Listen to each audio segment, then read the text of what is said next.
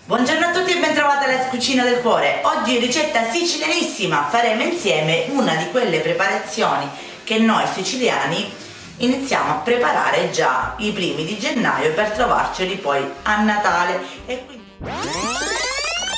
che noi siciliani iniziamo già dagli inizi di dicembre, per non dire fine novembre, iniziamo a fare quelle preparazioni che poi si possono conservare a lungo nel tempo. Ho realizzato per voi la scorcia do cannolo.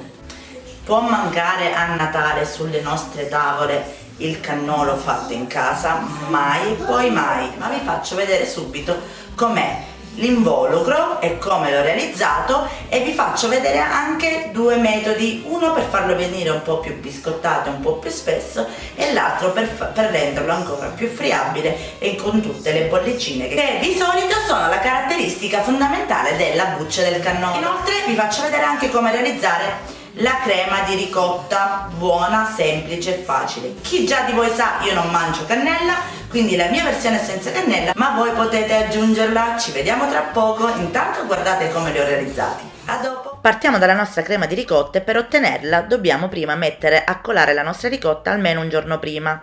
Dopodiché la setacciamo per renderla ancora più cremosa e aggiungiamo su 800 g di ricotta 250 g di zucchero semolato, mescoliamo bene il tutto e aggiungiamo l'estratto di vaniglia, mescoliamo ancora un po', qui potete aggiungere la cannella o quello che più preferite e la mettiamo da parte e iniziamo ad occuparci della buccia del cannolo. Quindi avremo bisogno di un uovo della misura M, 20 g di aceto di vino bianco, 77 g di vino rosso, 50 g di strutto, 50 g di zucchero semolato, 63 g di farina di rimacina e 250 g di farina 00. Imposterà con la planetaria, ma potete ovviamente farla a mano. Quindi con la frusta a foglia iniziate ad aggiungere le polveri e lo strutto insieme allo zucchero.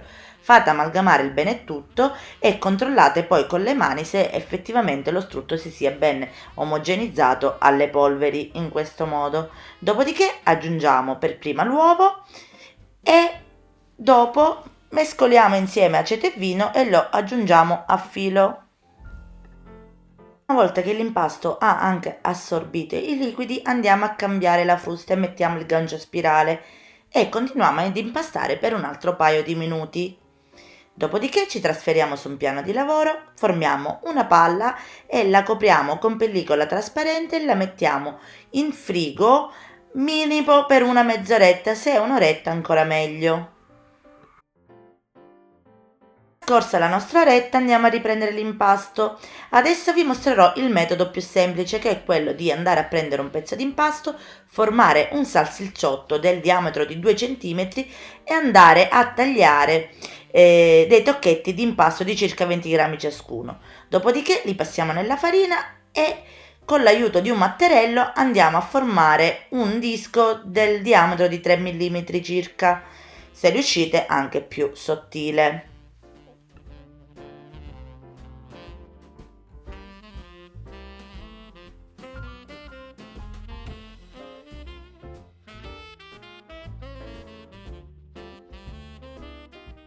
Tutti e li sovrapponiamo l'uno all'altro, lasciando 1 centimetro di spazio in questo modo.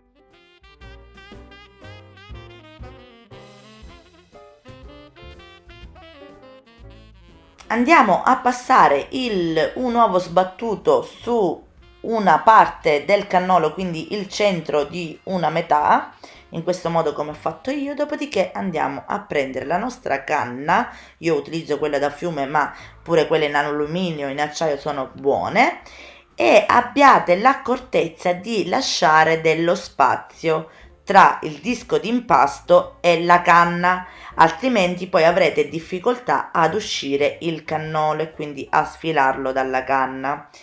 E lasciatelo riposare una mezz'oretta così che l'uovo si asciughi e si fissa per bene l'impasto da un lato all'altro. Questo metodo è ottimo a chi non ha la sfogliatrice, quindi è semplice, veloce e in men che non si dica avrete pronti i vostri cannoli.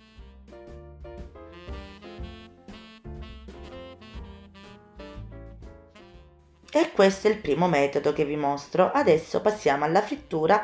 Portiamo abbondante olio di semi di girasole a 180 gradi circa e andiamo a friggere i nostri cannoli fino ad ottenere un colore ben dorato.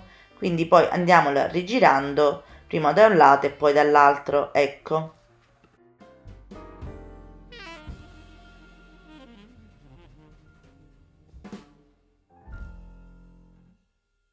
Lasciatele intiepidire un paio di minuti e poi, premendo il centro, aiutandovi con un foglio di carta da forno, andate a togliere il cannolo dalla canna.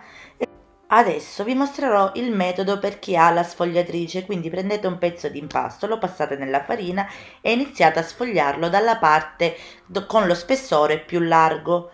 Quindi poi richiudete in due, fate un giro di un quarto e rifate questa operazione per 2-3 volte. In questo modo darete più elasticità all'impasto, praticamente la stessa operazione che si fa per la pasta di casa. Quindi poi diminuite sempre piano piano la larghezza, lo spessore, fino ad ottenere una sfoglia davvero sottile. Andatevi a coppare i dischetti di pasta oppure ritagliateli con una rondella, quindi le potete fare anche quadrati. Bagnate sempre un lato di uovo, fatelo riposare e andatela a friggere. Adesso vedrete la differenza e quindi le bollicine che si formeranno. Guardate qui che differenza c'è. Quindi questi risulteranno ancora più friabili e più buoni. Se volete potete friggere pure dei dischi di impasto così senza arrotolarli nelle vostre canne. In questo modo andrete a formare poi al momento un cannolo scomposto, quindi a piatto da mangiare con la forchettina.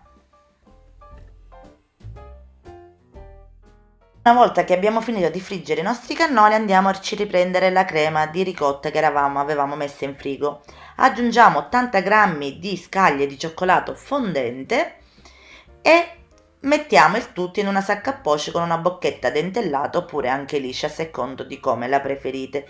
Quindi andiamo a formare per prima cosa il cannolo scomposto. Mettete un po' di crema di ricotta sul fondo per non farlo muovere, dopodiché fate dei ciuffetti sulla cialda di cannolo in questo modo e andate a posizionargli sopra l'altra cialda così e ancora dei ciuffetti di ricotta. Questo sarà un dolce molto buono per tutti ragazzi, perché fare un cannolo al momento e servirlo non è da tutti. Aggiungete un po' di granella di pistacchio che ci sta de Dio, se vi piace anche il candito di arancia che sta con il cannolo, ma noi non lo mangiamo e quindi ragazzi vi accontentate di vedere questo. E un'altra cialda di cannolo spolverizzate con dello zucchero a velo e a questo punto potete mettere del cioccolato sciolto sopra così con qualche disegnino, un po' di codette colorate, quello che più preferite. Io vi dico che questo cannolo farà impazzire i vostri ospiti perché lo potete fare al momento, quindi vi preparate le cialde e poi al momento di servirlo andate a prepararvi la sacca a poche e sarete pronti. Adesso riempiamo pure i nostri cannoli, io non li farò tutti ovviamente, e questo è quello che otterremo. Se volete come me potete passarli nella granella di pistacchio che noi in famiglia adoriamo.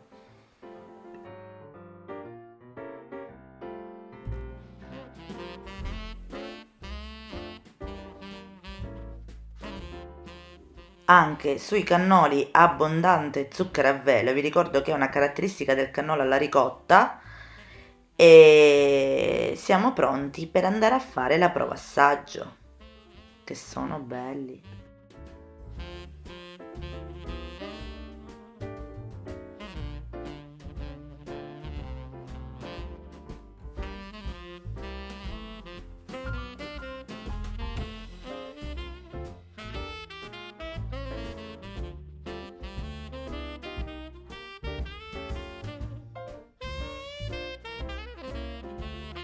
Ed andiamo a fare la prova assaggio.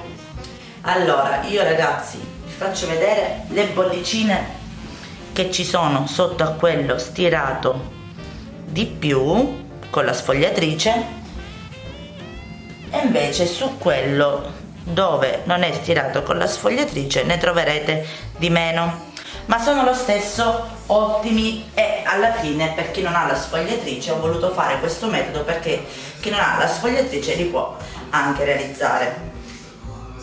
E adesso l'assaggio.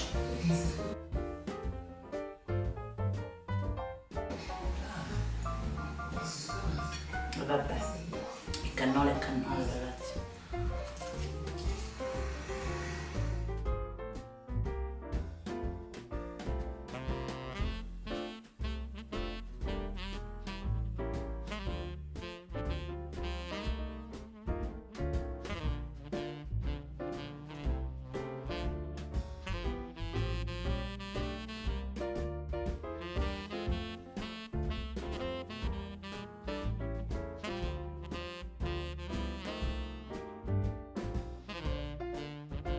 Spettacolo. L'estratto di vaniglia nella ricotta ci sta benissimo, ci dà un sapore ancora più buono, ma come vi ho detto voi potete mettere la cannella. Con queste dosi mi sono venute un 25-28 cannoli piccolini, ma ovviamente potete fare anche, decidere di fare il cannolo più grande se avete la canna di alluminio, se avete la canna come me di fiume. Io vi consiglio di farli, li potete conservare a lungo, l'importante è che siano ben chiusi ermeticamente da un baratto o di alluminio oppure di plastica, ma di quelli che chiudono veramente bene. E che dire, fateli, preparateli in anticipo e la vigilia di Natale li riempite, fate la crema di ricotta e sarà il dessert più apprezzato che c'è, perché il cannolo non si cambia con niente. Almeno per me siciliana è così. Spero che questa videoricetta vi sia piaciuta e se vi è piaciuta e la rifate, inviatemi le vostre foto che mi fa veramente tanto piacere.